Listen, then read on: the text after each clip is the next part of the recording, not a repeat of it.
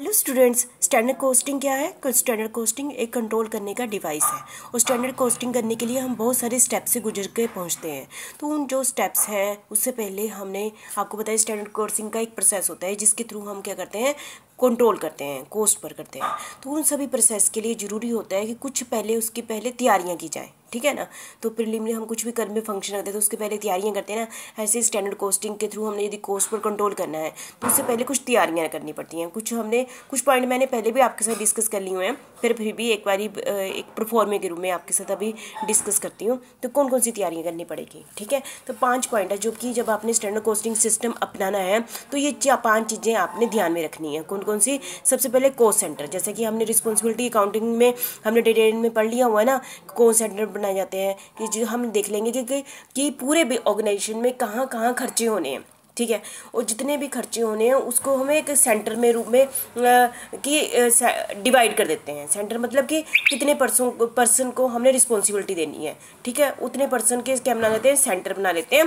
फिर उनको वो उस सेंटर के लिए क्या माना जाएगा, रिस्पॉन्सिबल माना जाएगा। मतलब कि अपने सेंटर की कोस्ट के लिए क्या माना जाएगा, रिस्पॉन्सिबल माना जाएगा।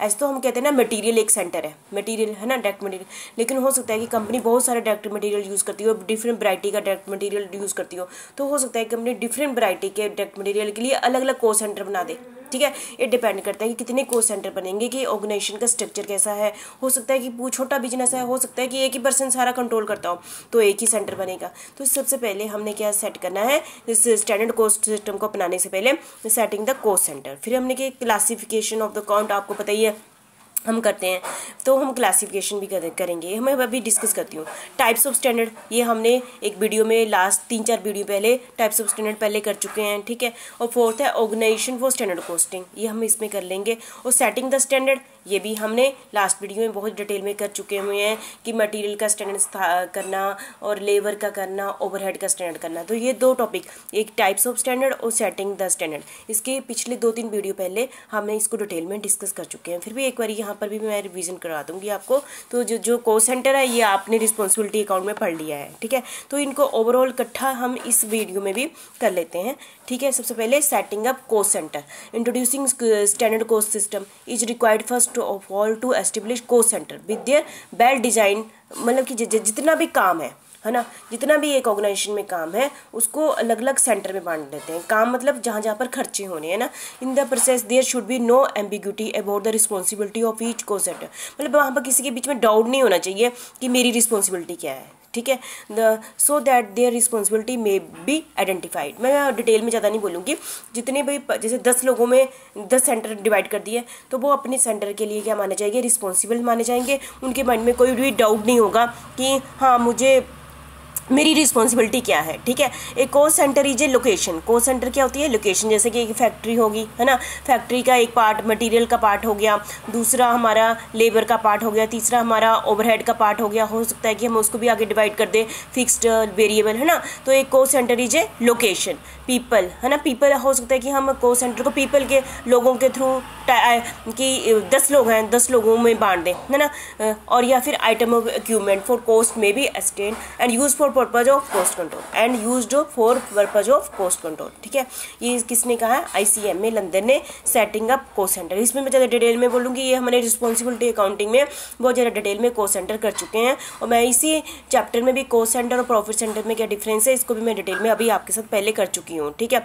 दूसरा है क्लासिफिकेशन अकाउंट। ये तो आपने +1 से ही पढ़ते आ रहे हैं कि हम अकाउंट का क्या करते हैं, क्लासिफिकेशन करते हैं। उसी को लिंक करते हुए account are classified in order to assist collection and analysis. हम कोस्ट को क्या करते हैं, कलेक्ट करते हैं, फिर उसका एनालिसिस करते हैं to use the system of standard costing effectively.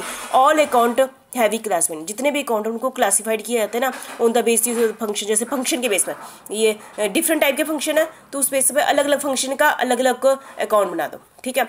और item of revenue nature, different जगह से हमें रेवेन्यू मिल रहे हैं तो उनके अलग अलग अकाउंट बना दो। असेट्स एंड लायबिलिटी बेसिस पर हम डिफरेंट अकाउंट बना दो। क्लासिफिकेशन मतलब सब जैसे पहले हमारे पास रो डाटा इकट्ठा जाता है ना, फिर हम उनको कुछ किसी बेस पर अलग अलग कर देते हैं, ठीक है। जैसे कॉलेज में बहुत सारे स्टूडेंट हैं, तो हम कैसे बेस पे अलग अलग कर देते हैं, ये कॉमर्स के हैं, ये साइंस के हैं, आर्ट्स के।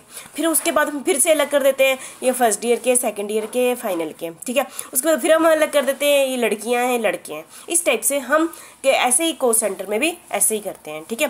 फिर उनको कोड दे देते हैं, ठीक है। Code are given for each item, जैसे कि दे दिया कि जैसे जो बीकॉम फर्स्ट ईयर की लड़कियां हैं उनको कोड ये दे दिया, बीकॉम फर्स्ट ईयर के लड़के उनको ये कोड दे दिया, है ना। बीएससी फर्स्ट ईयर के लड़के हैं तो उनको ये कोड दे दिया, फाइनल। ऐसे अलग अलग आइटम को क्या दे देते हैं, कोड दे देते हैं, ताकि आइडेंटिफिकेशन हो सके, ठीक है।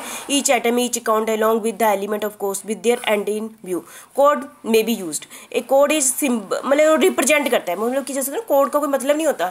कोड उस जैसे ना बीकॉम फर्स्ट ईयर को कोड दे दिया ए, है ना, तो ये पूरी क्लास को रिप्रेजेंट करता है। ए का मतलब क्या है, बीकॉम फर्स्ट ईयर, ठीक है, रिप्रेजेंट कर रहा है और particular item of the information. For example जैसे डायरेक्ट मटेरियल को कोड दे दिया, हो सकता है कि उस कंपनी में बहुत टाइप का डायरेक्ट मटेरियल यूज होता है, तो कहते हैं कि फ्यूचर में और भी डायरेक्ट मटेरियल आ जाए। तो स्टार्टिंग से ही उन्होंने क्या कर दिया, 1 से लेकर 19 तक कोड किसको दिएंगे, कोई बोले ना 18, 19, 17, 12, 11, तो इसका मतलब कि ये सारे कोड किससे रिलेटेड है, डायरेक्ट मटेरियल से रिलेटेड है। और डायरेक्ट लेबर के कोड कहाँ से स्टार्ट होते हैं, 20 से लेकर 29 तक, ठीक है। तो इसके बीच में कोई भी कोड होगा तो हम कहेंगे वो किसको रिप्रेजेंट कर रहा है, डायरेक्ट लेबर को रिप्रेजेंट कर रहा है। इसी टाइप से डायरेक्ट एक्सपेंसेस 30 से 39 जो भी डायरेक्ट एक्सपेंसेस हो गए, हम कहेंगे 31, तो जो भी सुनेगा उसको अच्छा ये डायरेक्ट एक्सपेंसेस का क्या है, कोस्ट सेंटर है, ठीक है। और इनडायरेक्ट एक्सपेंसेस जैसे ओवरहेड हो गए, ये 40 से 49 दे दिए, इनडायरेक्ट लेबर को 50 से 59 दे दिया, इनडायरेक्ट एक्सपेंसेस को 60 से 70 दे दिए, 69 दे दिए, है ना, ये टाइपिंग मिस्टेक होगी, ठीक है। मतलब कि ये सारे आपने सारी टर्म्स आप जानते ही हैं, ये हमारी कोस्ट शीट में आती हैं, है ना।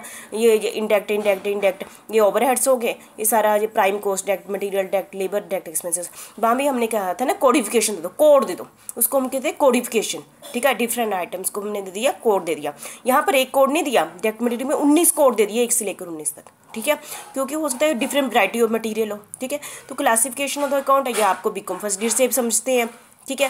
फंक्शन क्या, हम क्लासिफिकेशन अलग अलग ढंग से कर सकते हैं, फंक्शन के बेस पर हमारी मर्जी है, हम बहुत ढंग से क्लासिफिकेशन कर सकते हैं ताकि हमारा काम बहुत ही ईजी हो जाए, ठीक है। तो 2 स्टेप मैंने 5 में से 2 स्टेप आपके साथ कर दिए। सेटिंग अप कोस्ट सेंटर, मतलब कि इसमें भी हमारी मर्जी है, पूरा यदि बिजनेस छोटा है तो पूरे बिजनेस को एक कोस्ट सेंटर में मान लो, यदि बिजनेस बहुत बड़ा है तो उसके एक पार्ट के भी काफ़ी सारे कोस्ट सेंटर बन जाएंगे, कि मतलब रिस्पॉन्सिबिलिटी दे दी एक एरिया की, है ना। अब वो पर्सन उस चीज़ के लिए क्या है, रिस्पॉन्सिबल है। तो setting up cost centre and classification of account, ये 2 पॉइंट मैंने आपके साथ डिस्कस कर लिए, बाकी मैं नेक्स्ट वीडियो में आपके साथ करती हूँ, ठीक है।